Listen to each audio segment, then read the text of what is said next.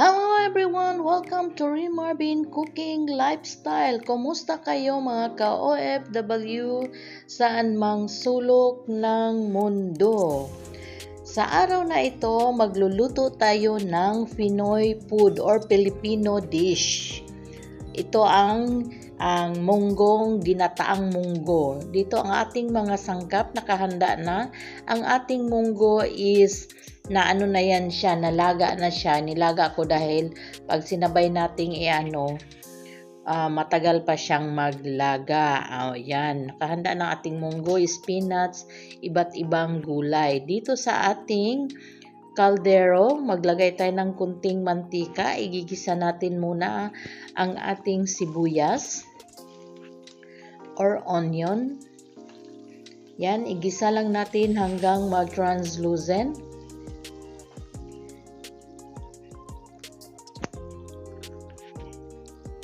Saute lang. Then, isunod natin ang ating bawang,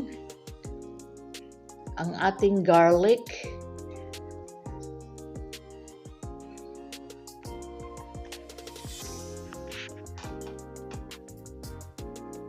ayan, atin lang siyang hanggang magkunting brown ang ating garlic at saka ang ating onion. Yung maglabas lang yung kanyang aromatic smell.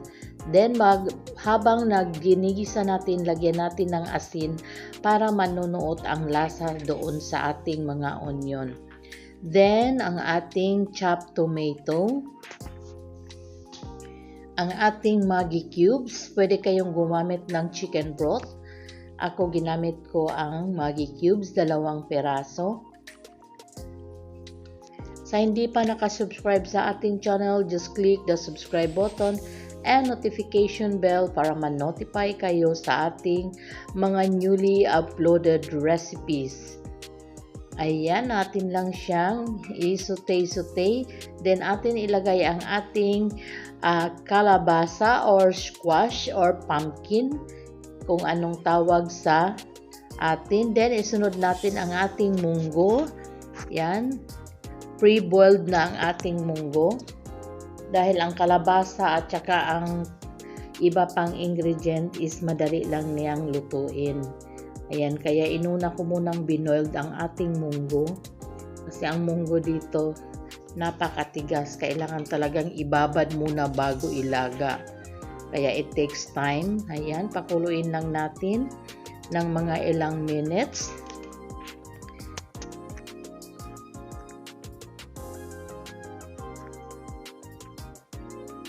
Then, ilagay natin ang ating talong. Depende man sa inyo kung anong gulay ang pwede nyong ilagay.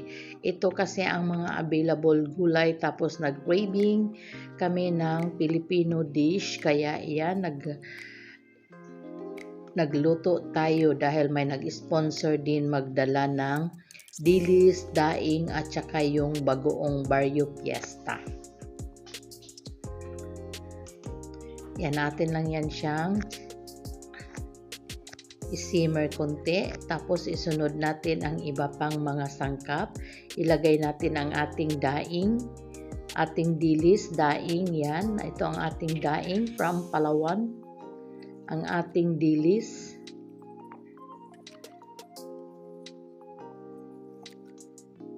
Tapos, dagdagan natin ng hibi or dried shrimp. Yung maliliit na hipon. O diba, ang sarap ng ating ulam ngayon dahil Pilipino talaga. May mga dilis, dried fish, then atin lang siyang i-simmer konti, pakuluin ng mga ilang minuto.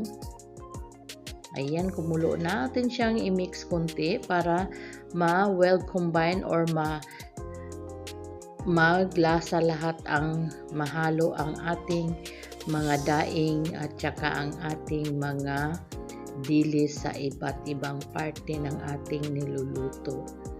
Ayan, huwag masyado ding haluin kasi ang ating munggo is pre-cook na yan siya, malambot na siya. Tapos ang ating kalabasa is madali lang yan siyang maglambot. Ayan, tignan nyo ang ating kalabasa. Atin yan siyang, diba? Okay na yan siya, ang ating kalabasa. Patikman natin sa ating kasama kung okay na yung asin. Again, sa hindi pa nakasubscribe sa ating channel, just click the subscribe button and notification bell para ma-notify kayo sa mga newly uploaded recipe dito sa ating kusina ng Rim Marvin Cooking Lifestyle. Sa puntong ito, magdagdag tayo or maglagay tayo ng Barrio Fiesta Bagoong. Ayan, to enchant the flavor ng ating gatang munggo. Yan, natin lang siyang ganyang i-mix-mix.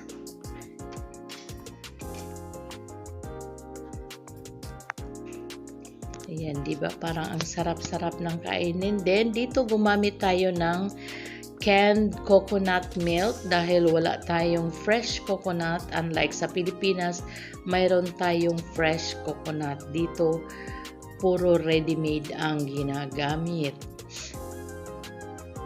Then, ating isunod ang ating spinach. Sa dami ng spinach, yan, ang spinach is very healthy vegetable po yan. Pampalusog talaga yan. Marami rich in vitamin C, potassium, calcium, yan. Ang mga benepisyo ng spinach. Plus, ang gulay, ang kalabasa, diba? Ang daming yummy and healthy vegetable talaga ang ating ulam. Then, atin na niyang siyang isimmer ng a few minutes dahil pangit din ang spinach pag masyadong luto, papait yan siya. Atin lang siyang bahagyang isimmer.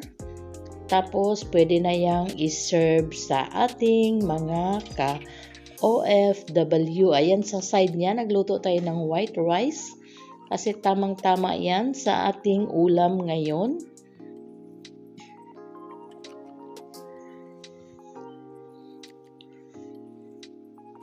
Ayan, kumulo na siya. Pag nailagay na kasi natin ang ating gata, mga 1 minute or 2 minutes lang nating pakuluin, okay na yan siya. Kasi pangit din pag overcook yung gata, nagmamantika siya. Unlike sa kakanin, kailangan talaga nating lutuin ang gata. Pag sa mga ulam naman, kailangan kunting luto lang. Then, luto na ang ating gatang munggo. Ilagay na natin sa ating serving dish. At ready to serve na yan sa ating mga kapwa OFW. Ayan, bon appetit. Maraming salamat sa inyong panunood. Sana'y nagustuhan nyo ang ating inihandang video at recipe sa araw na ito. Ayan. O, diba? Yummy na yummy ang ating gulay plus ang ating pangdaing. Ayan. Sarap yan kumain na kamay-kamay. Ayan. Ayan na. Ready to serve. Maraming salamat. Again, thanks for watching. Bye-bye.